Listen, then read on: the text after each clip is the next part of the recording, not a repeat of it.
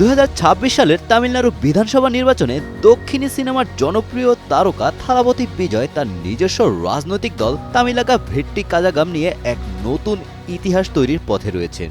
সিনেমার কাহিনীর মতো প্রথমবারই ভোটের ময়দানে বড় চমক সৃষ্টি করছেন তিনি। অ্যাক্সিস মাই ইন্ডিয়ার বুথ ফেরত জরিপে দাবি করা হয়েছে বিজয়ের দল 234টি আসনের মধ্যে 98 থেকে 120টি আসন জিতে সরাসরি ক্ষমতার কাছাকাছি পৌঁছে যেতে পারে। এই পূর্বাভাস যদি সত্য হয় তবে তামিলনাড়ুর ঐতিহ্যবাহী দুই দ্রাবিড় রাজনৈতিক শক্তি ডিএমকে ও এআইডিএমকে এর জন্য বড় ধাক্কা হিসেবে প্রমাণিত হবে।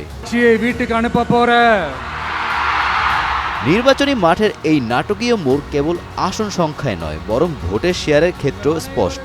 জরিপ অনুযায়ী বিজয়ের দল প্রায় 35% ভোট পেতে পারে, যা বর্তমান ক্ষমতাসীন ডিএমকে জোটের প্রায় সমান। যদিও ডিএমকে নেতৃত্বাধীন জোটকে অনেক সংস্থা এখনও 120 থেকে 140টি আসন দিয়ে এগিয়ে রেখেছে, তবে বিজয়ের দলের এই আকস্মিক উত্থান রাজনৈতিক বিশ্লেষকদের সমীকরণ উল্টে দিয়েছে। তামিল রাজনীতির ইতিহাসে এর আগে অনেক অভিনেতা রাজনীতিতে নামলেও প্রথম নির্বাচনে এমন জনসমর্থনের পূর্বাভাস খুব কমই দেখা গেছে। বিশেষ করে যুব সমাজের একটি বিশাল অংশ ও চিরাচরিত রাজনৈতিক বাইরে থাকা ভোটাররা বিজয়ের টিভিকের দিকে ঝুঁকছেন বলে মনে করা হয়। তবে এই সাফল্যের পূর্বাভাস নিয়ে কিছু সংশয় দেখা গিয়েছে।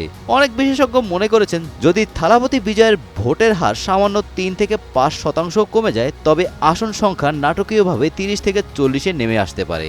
রূপালী পর্দার নায়ক থেকে তিনি এখন রাজনীতির ময়দানে সত্যিকার অর্থে জননায়ক হয়ে ওঠার ইঙ্গিত দিয়েছেন, যা সাধারণ ভোটারদের মধ্যে ব্যাপক উদ্দীপনা সৃষ্টি করেছে।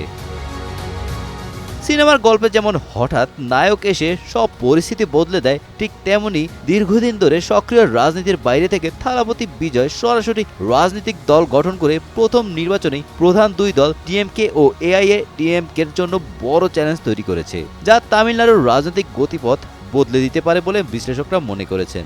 এই পূর্বাভাস যদি সত্যি হয় তবে তামিলনাড়ুর ঐতিহ্যবাহী দুই দ্রাবিড় রাজনৈতিক শক্তি ডিএমকে ও এআইএডিএমকে-র জন্য বড় ধাক্কা হিসেবে প্রমাণিত হবে।